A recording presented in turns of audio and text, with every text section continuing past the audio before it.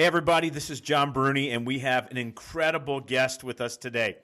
You know, if you take one look, and you're going to be able to see him on the screen, at Eric the Trainer, which is Eric Fleishman, he kind of looks like a comic book ripped hero, and he has a crazy, crazy story of how he came about to become a personal trainer. You know, for the last 28 years, he's worked with actors, police officers, special forces, celebrities, artists, all across the spectrum of entertainment and music. He's especially well known for his methods of total transformation, and on his roster, among countless clients, includes members of Nickelback. I'm really fired up about the next one because 80s music is my all-time favorite. Def Leppard, Fall Out Boy, The Strokes, the cast members of Mindhunter, Walking Dead, SEAL Team, countless movie stars, and all kinds of on-air personalities. His show is called Celebrity Sweat, and I believe you can see that on Amazon Prime right now. And you're just going to find out all kinds of stuff. This bio that we could share with you is so full and so rich, but we want to dive right into the show. So let's get into it. Welcome to the show, Eric Fleishman. Woo-hoo! How are you, man? I'm happy to be here. Dude, I am fired up, and that's why I said I didn't want to get too much because the bio gives away some of the stuff I want to talk to you about because it's such an incredible story. You have an amazing story. Can you share with us your journey into health and fitness? I mean, it's an amazing story. Can you kind of share that with the listeners today? Absolutely. First of all, John, thanks again for having me on the show. It means a lot to be on the show. And any advice that I can give to your listeners, the answer is yes, baby.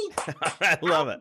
I love it. In a nutshell, I grew up on a farm in Maine in a very rural area. We had pigs, we had sheep, we even had a donkey. And after college, I moved to New York.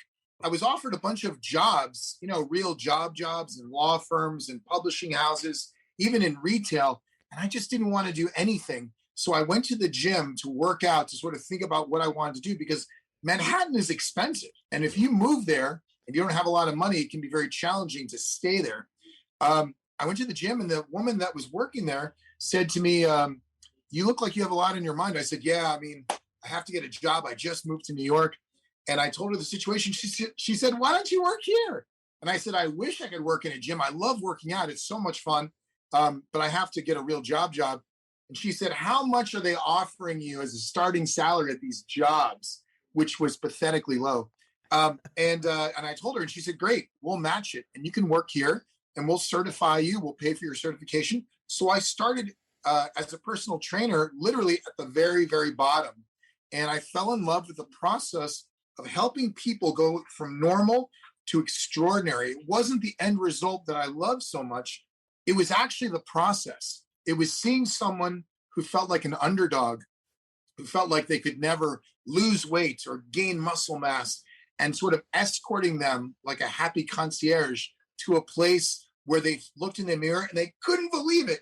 And it just felt really good to be part of that positive process and help people with exercise, diet, sleep.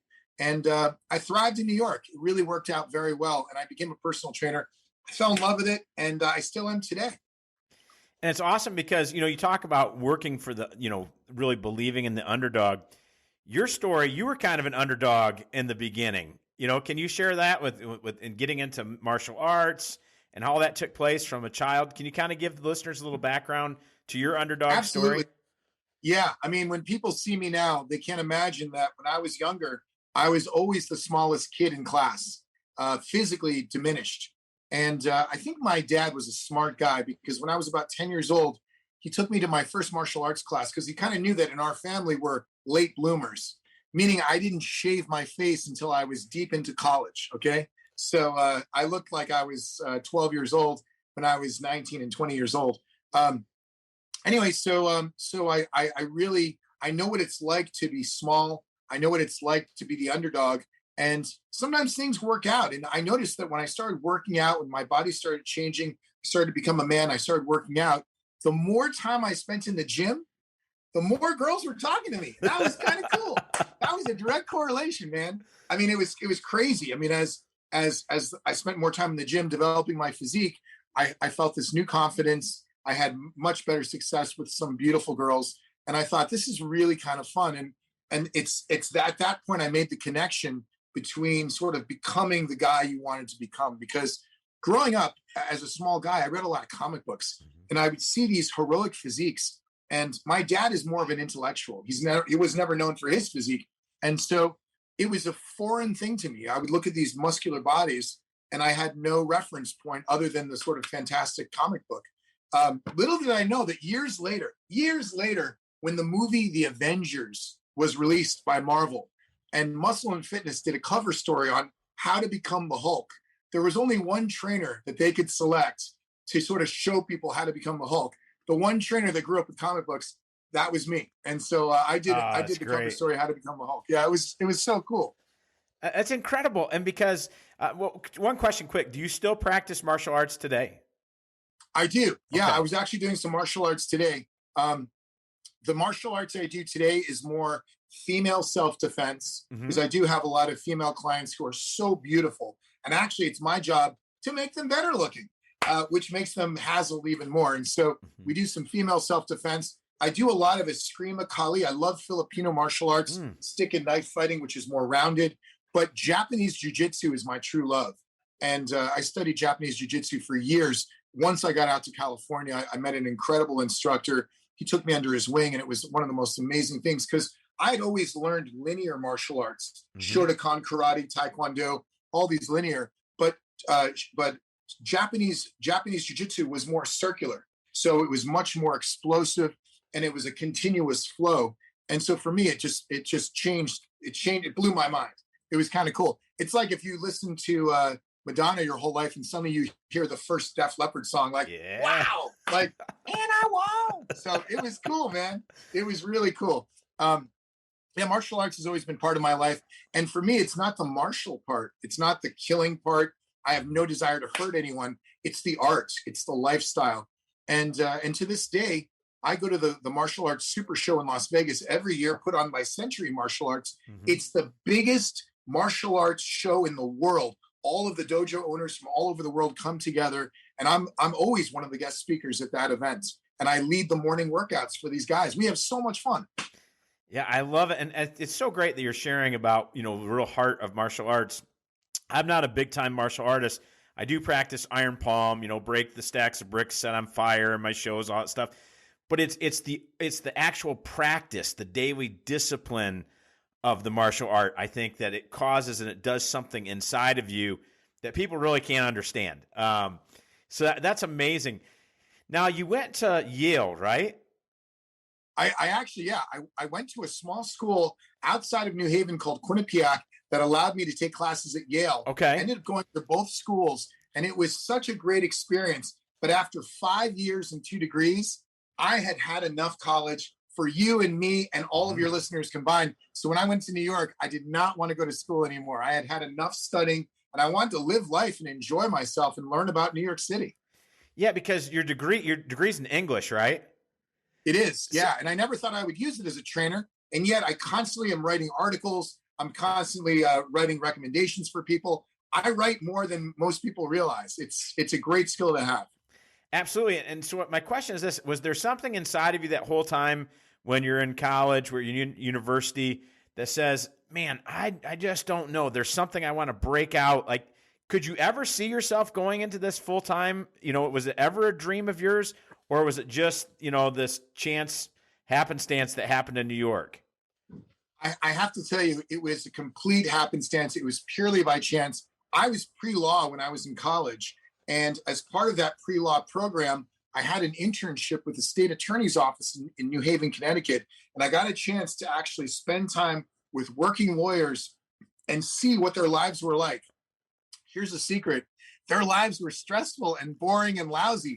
And so I remember the day where it suddenly dawned upon me, and I was about to graduate, that I didn't want to go to law school. And I felt like I was going to let my parents down. So I got in my car, which was a beat up Saab, in New Haven, Connecticut, and drove all the way to Maine to where my parents lived. I got there about 1 or 2 in the morning, walked inside. I woke up my parents. I said, I have something to tell you that's very important. And I couldn't wait. I had to come home and tell you in person.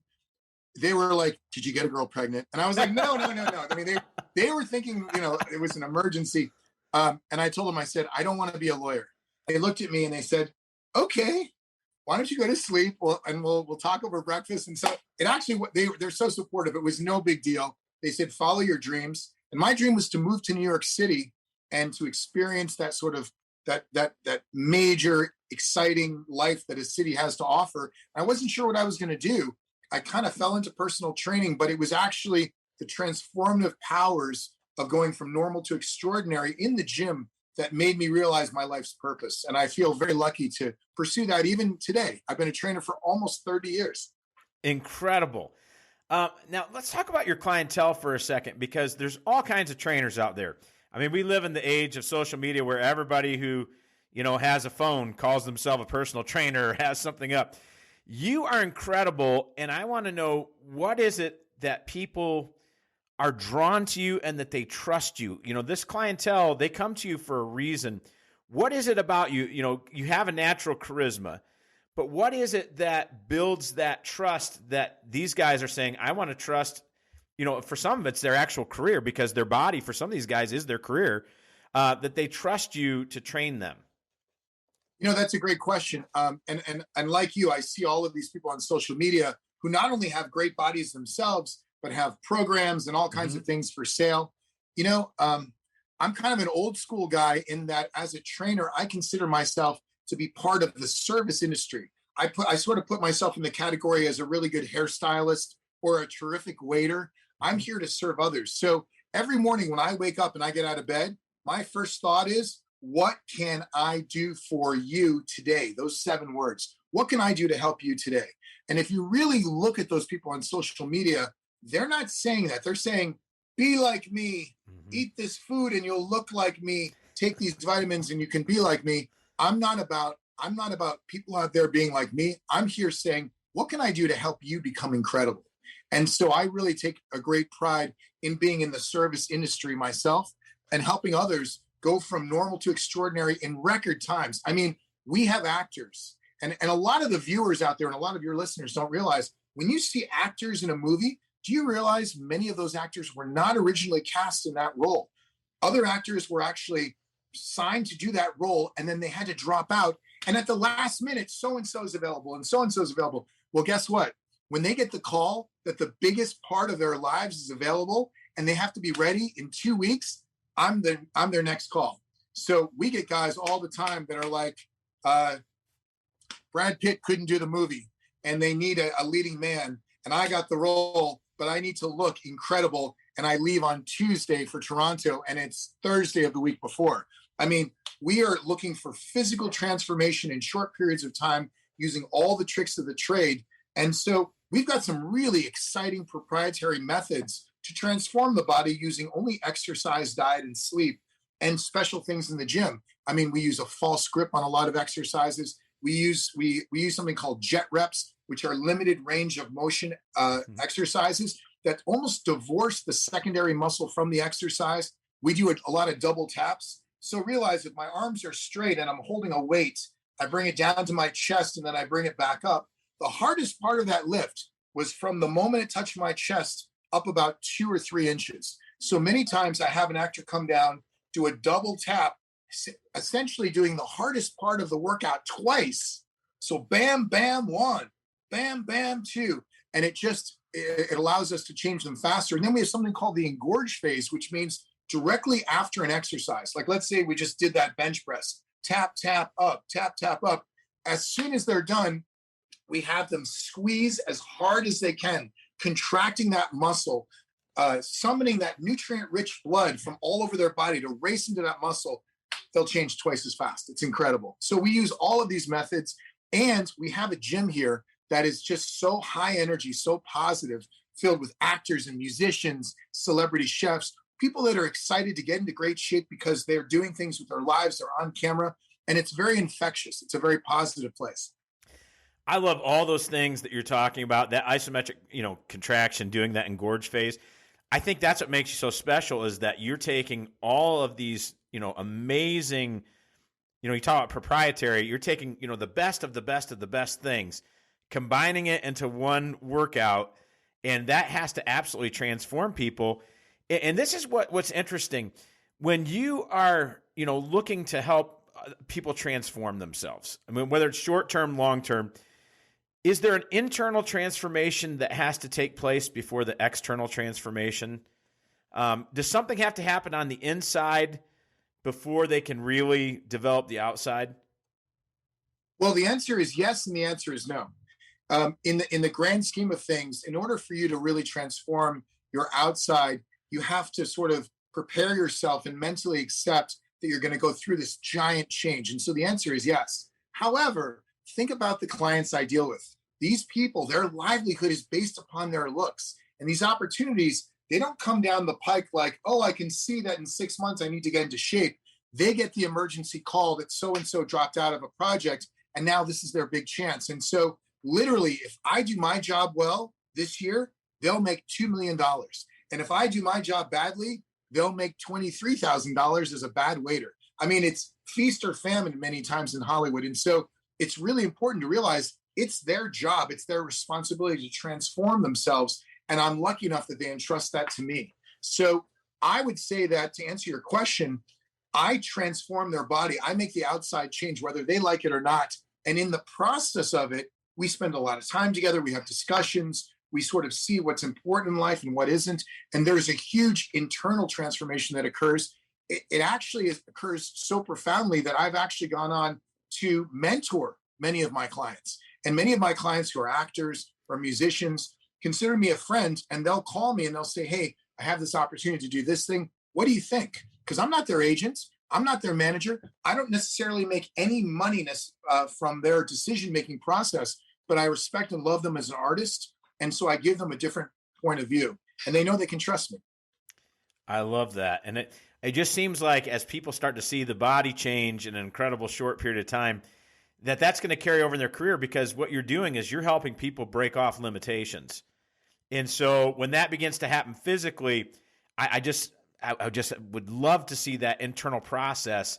And most people don't share what's going on, but there has to be something internal as these people see these radical changes, because it really is beyond belief how you can do it in such a short period of time. Oh, yeah. Let's talk about your gym. What makes your gym unique, and what is this environment like? I'm already looking a little bit past you to some of these pictures on the wall. You got some of the great guys. Is Vince up there too? I see Jack LaLanne. You got Geronda up there. You got all kinds of stuff. Tell me about the atmosphere. Tell me about the wall behind you. It looks super inspirational. Can you talk a little bit about that?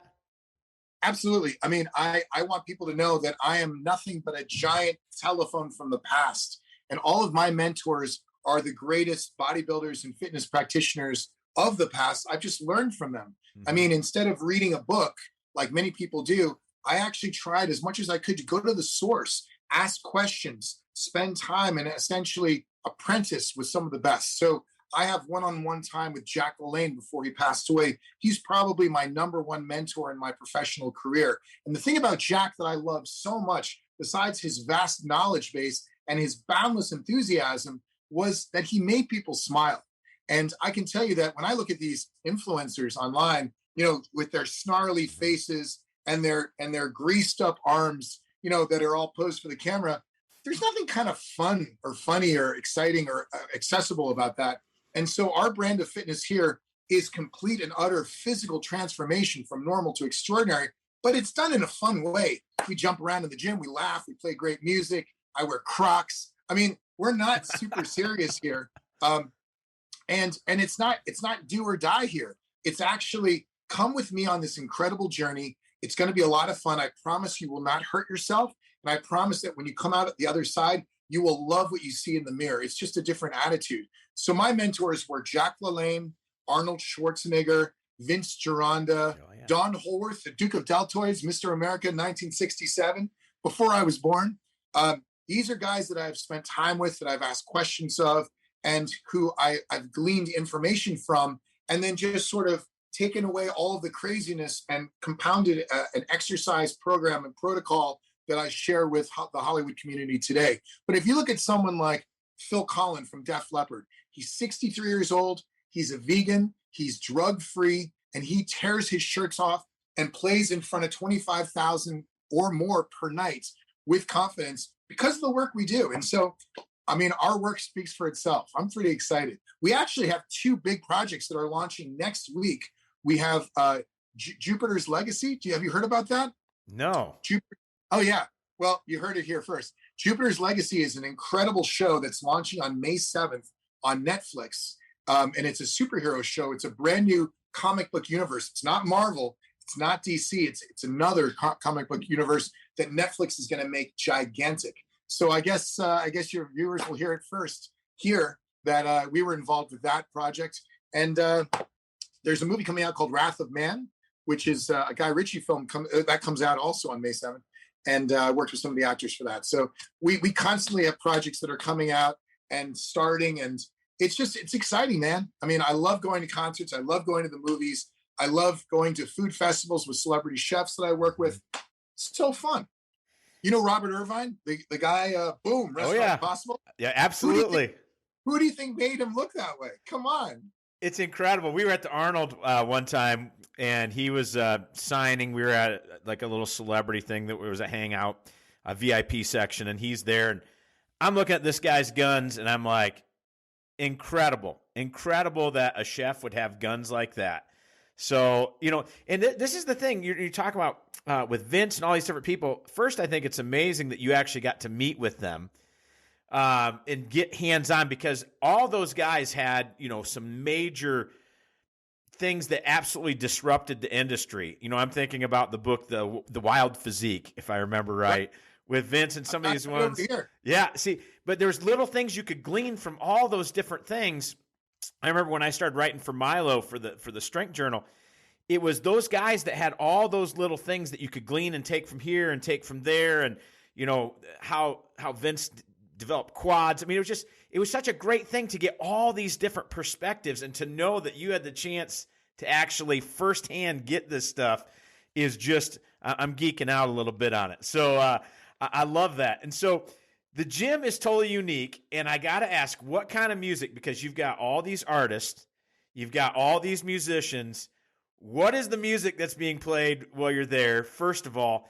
And then second of all, I just got to ask, because I'm super curious, is there ever a time with one of these guys that there's like an impromptu concert throwdown, pick up the guitar and start wailing? Does that ever happen too? The answer is yes, yes, and yes. And you know what? Maybe what I should do is take you. Do you want a quick tour of my office so you can see some of these people? Absolutely. Right. I'm gonna take this now. First of all, I want you guys to know. Let's see if I should turn this around. Let's see. Can I turn this around? Or I'll just do this. Can you see the guitars on the wall? Yeah, absolutely.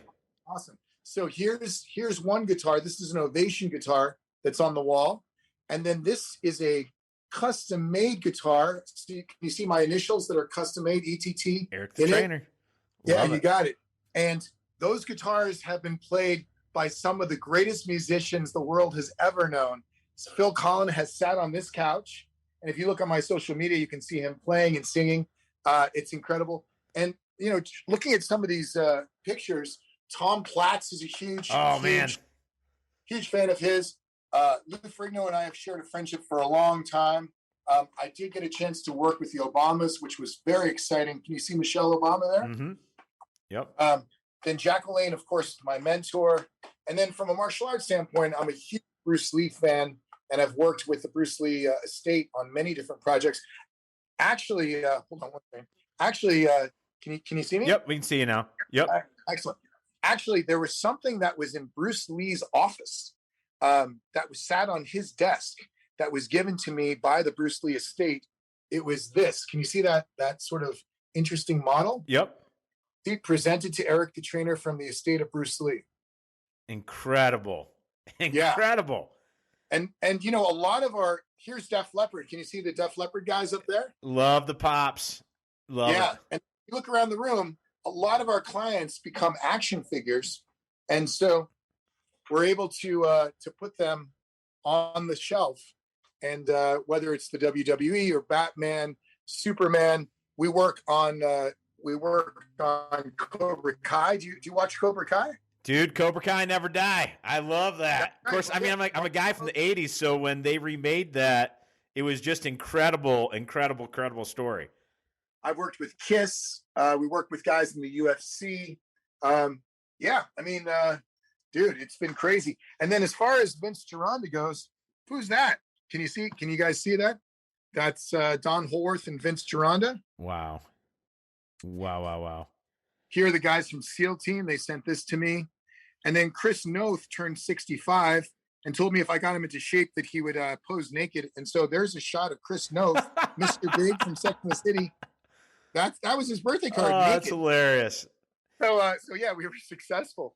But yeah, Don Holworth is a huge influence of mine. Dave Draper, huge influence of mine. And of course, the great Sergio Olivia. Oh, man. Can you see that? Well, you just cut out. The picture just cut out. There we go. Hold on. There's Serge. Yeah, that's amazing. That is incredible. Incredible. And then there's a show called Pawn Stars. Have you guys ever heard of a show called Pawn Stars? Oh, yeah. Yep. I helped those guys get into great shape. And as a thank you, they actually sent me this. It's a hand-drawn picture of Jack LaLanne with a check. This is a check from Jack LaLanne. Can you see it says Jack LaLanne? Absolutely. Physical. Yeah. So I can tell you that it's been a great time. Oh, there's our gym out there. I love it. I guess what's so cool about this is you surround yourself by inspiration and motivators. I always tell people that, we have to continually stay motivated, and to see your successes, all you have to do is look on your wall and you can see the legacy of the work that you put in. I think that's such a great, great thing. Oh, thanks, man. We worked on a little show called Game of Thrones. Oh, yeah. They sent me a Valyrian steel. This is actually, if you look, this is that's Jon Snow's sword.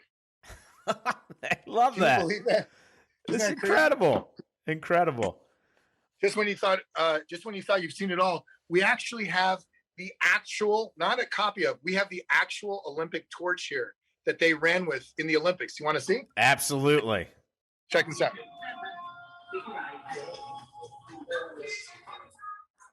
Oh, that is incredible. Salt Lake City, 2002. Incredible. That way, if somebody has a big lift and they want to really just go for it, they know that they can touch that. We use grip bells here. Do you guys have grip bells? You got some access to these weights? Well, I use like a variety of things. I use like club bells, fat bells, kettlebells, any kind of bell we have, but these look very unique to me. Yeah, these grip bells are one of our secret weapons we use with our clients. And actually, they look kind of small, but if you look closely, these guys weigh 90 pounds. I love that. And somebody gave me this. This is a Vince Gironda t-shirt. No pool, no chrome, no music, just Iron Vince's gym. So cool. So cool. So that's our gym room. And as you can see, we do a lot of Filipino stick and knife fighting here. Oh, see, now you're talking my language with all the Indian clubs and maces and all that stuff too. I love that stuff. And can you see the ring? Absolutely. That is awesome. We have a round boxing ring here with heavy bags. All the lighting in here, by the way, are solar tubes. There's no light. And just when you thought the gym was going to end, check this out. We actually created our own Muscle Beach in Venice. Oh, that is fantastic. So it's kind of an indoor-outdoor facility. And we have really giant pieces. Have you ever seen this hammer strength piece for legs? I've seen a lot of hammer strength stuff, but this might be the mythical one that nobody seems to be able to get their hands on. Right. So we've got all kinds of crazy stuff. And our dumbbells go up to 185. Fantastic. Now I want to hit the gym. Yeah, man. See, what's so cool out there. Yeah, I mean, it's just incredible. We live over here. We're in the Midwest, and I just watching this, I'm so jealous of the weather. I've been out to L.A. a few times to do some television shows, and every time I'm just like, this is the most incredible thing. Of course, both times we had to go to Venice Beach because I just had to see where the legends worked out. But this gym has got to be one of the most unique gyms I have ever seen in my entire life. And I've seen a lot of gyms. Well, Rick Drayson, the great Rick Drayson, before he passed away, told me that he thought our gym was the best gym he had ever been in his life. And he had been in a lot of gyms. I mean, it's incredible. Really good feeling. But I'll tell you, man, I feel so lucky to come here to work every single day and get a chance to help people. And also just the notion that we can work hard, we can help people look and feel their best, and then see our results up on screen or up on a stage. I mean, can you imagine being at a concert, watching those guys rock out in front of everyone and knowing that you had a small part of it? It feels good. Yeah, the reward, internal reward that you get, being able to see that has to be incredible. So let me ask you, with all this going on, how do you, balance your time? Do you spend a lot of time in self-care? I mean, you're working, seems like around the clock, doing all kinds of stuff and investing in the lives of people. What do you do to invest in yourself, so that you can give? I always tell people you can't give what you don't have.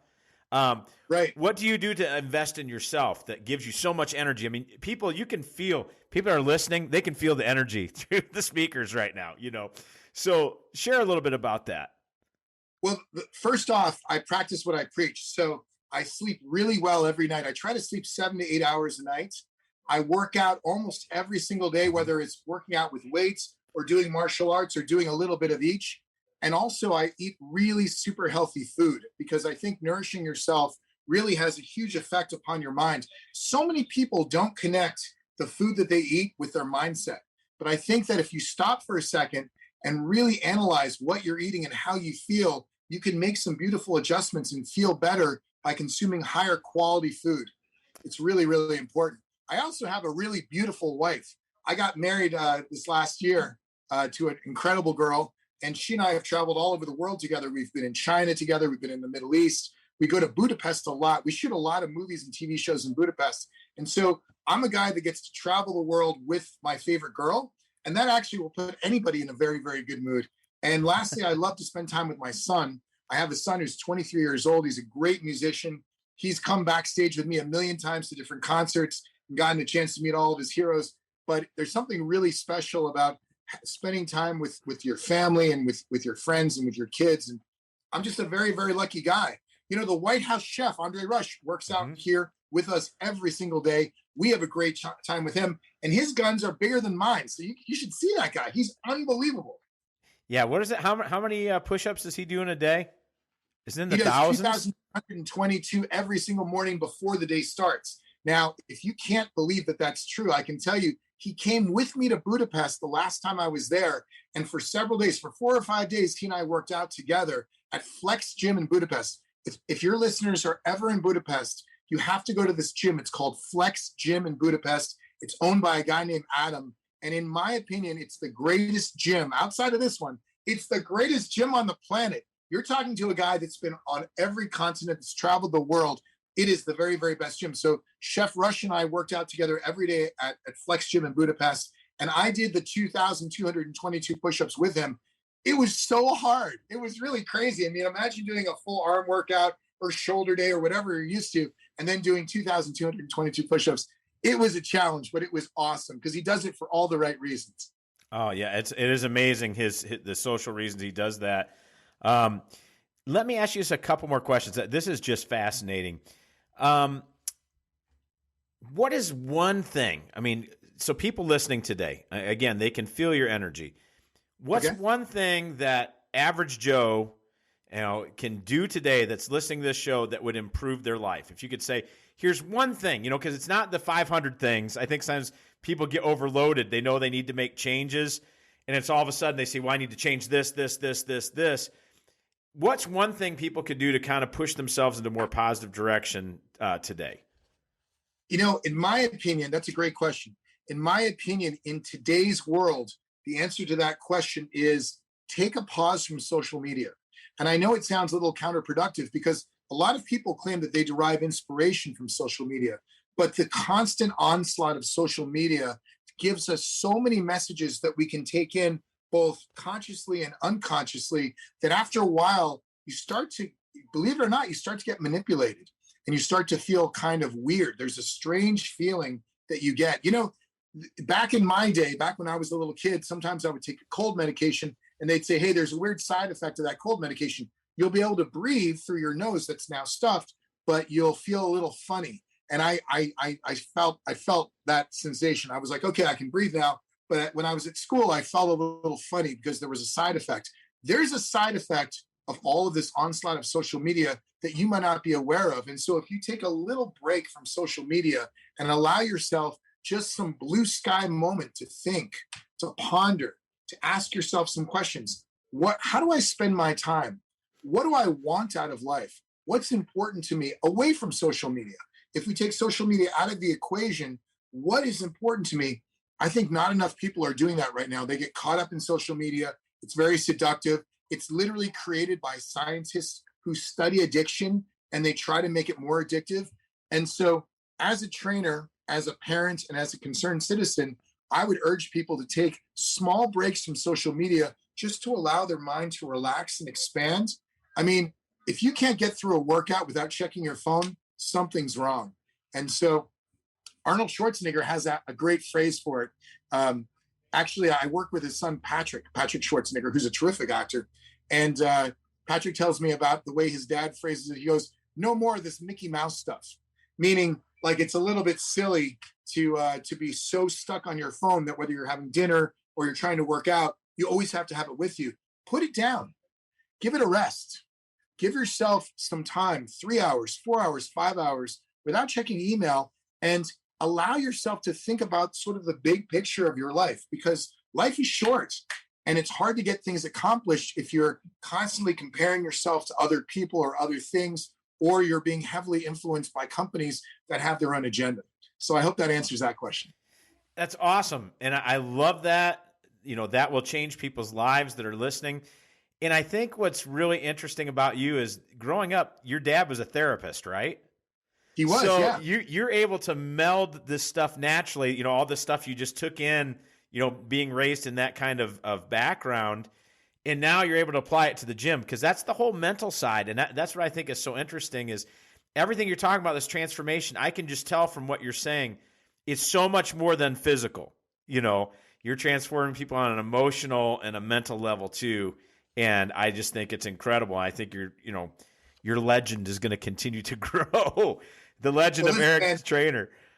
I'm a lucky kid from Maine who does what he loves to do. And if you look at trainers like me, trainers like Todd Durkin, who's in San Diego, I mean, he's another example of he's a colleague of mine who really focuses not only on the physical transformation, but also on getting your mind right.